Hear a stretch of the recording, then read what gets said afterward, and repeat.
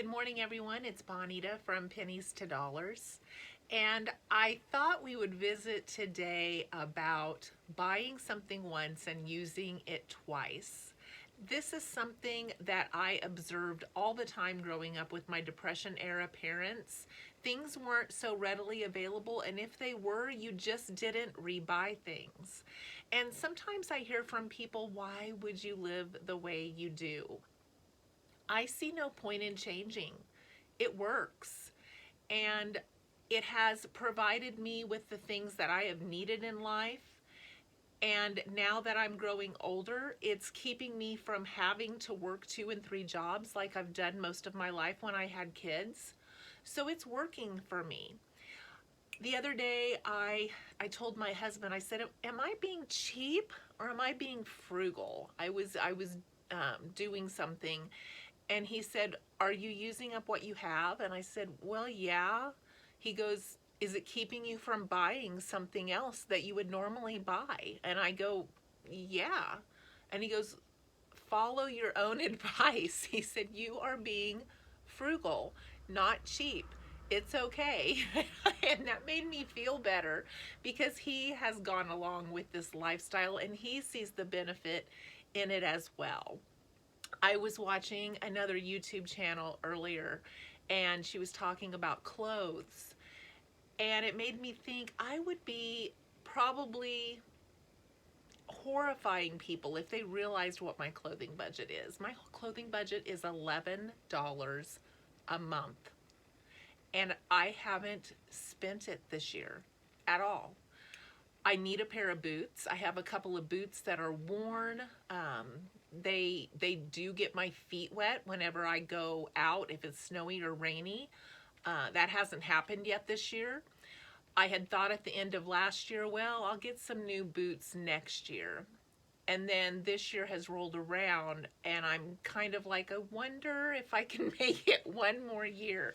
So sometimes I push the limits on that, but again, it's $11 a month that has added up this year that I haven't needed, that I haven't spent, that I could use somewhere else if need be. So I guess living frugal has suited me. It's benefited me. And I do believe in buying something once and using it twice. Let me give you some examples of what I observed growing up with my parents. I don't remember there being hair twisties when I was young in our house. Now, when I got older and I got in sports, we did get some hair twisties for me because I had long hair. But Mom would take a shoestring and she would tie it back here and up over her head, and she had shorter hair, and she said, as long as it's off your neck, you're cooler in the summer. And she would drive the tractor and wear the shoestring.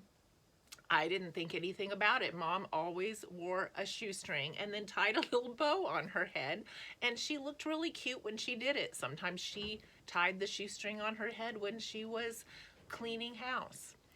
So that's an example of something that maybe had a dual purpose, or you only had one shoestring left and it fit around your head, so you wore it.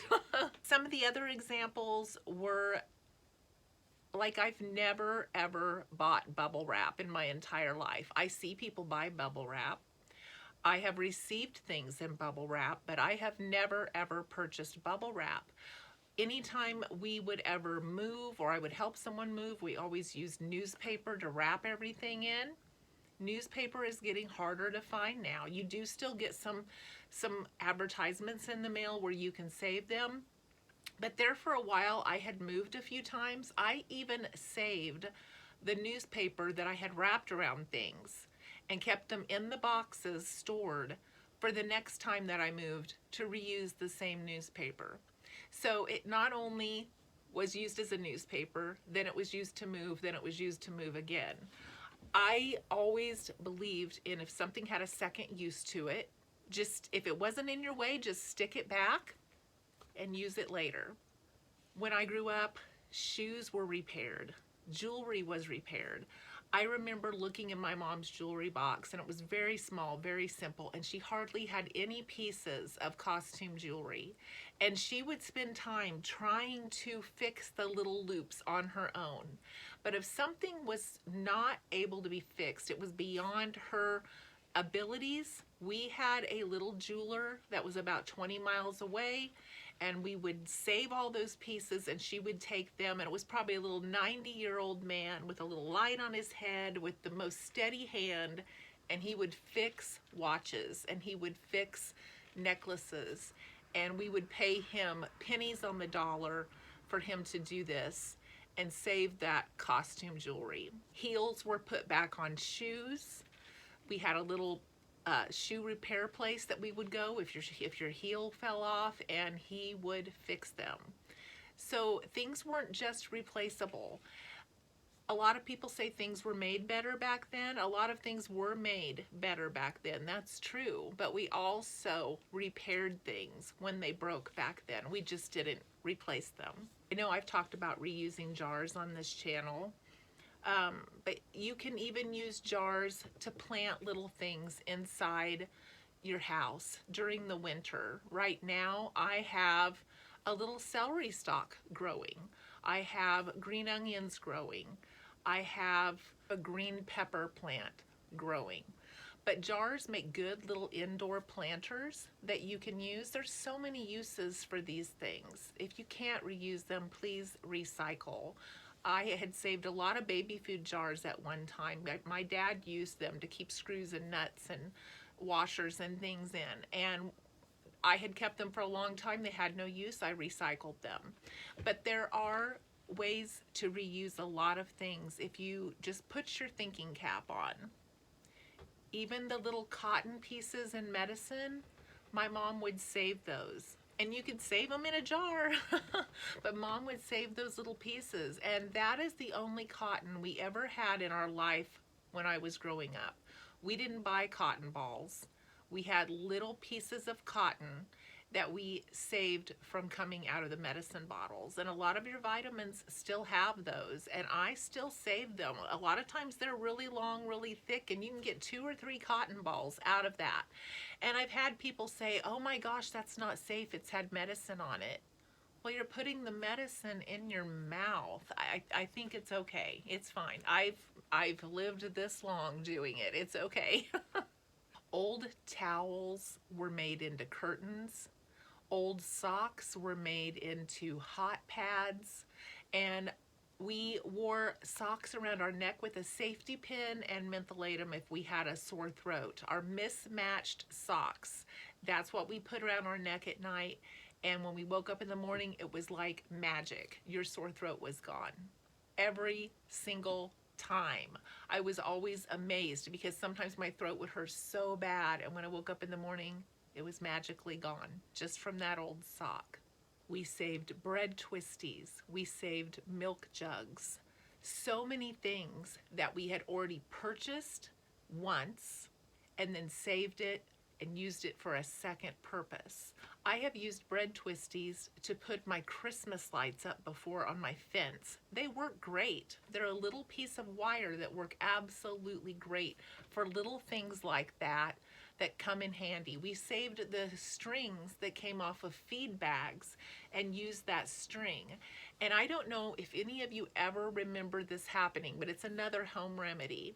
If you ever got like a little crack between like your little toe and your next toe, if you had like dry feet or something, if you got a little crack there and it hurt, if you would take one of those pieces of string from that dog food bag and cut it in a little piece, tie it around your toe and tie a little knot just real loosely, it would heal. It kept those toes and that crack, it kept the crack from hurting when you walked on it, and it kept the toes pulled apart just enough that it stopped the pain and it healed the toe. Amazing that those things were done back then, and it was just common knowledge back then, but it's no longer common knowledge. We don't hear about these things anymore, and these are some of the things I like to share with you because I don't want them to be forgotten. So much has changed in our society in the last 90 to 100 years. And when you think about that, 90 years isn't even that long.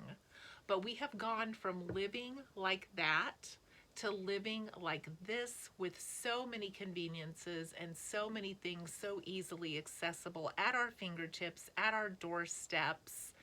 And it just seems like night and day. Frugality is just knowing where your money is being spent and deciding where you want to spend it. That is all it is.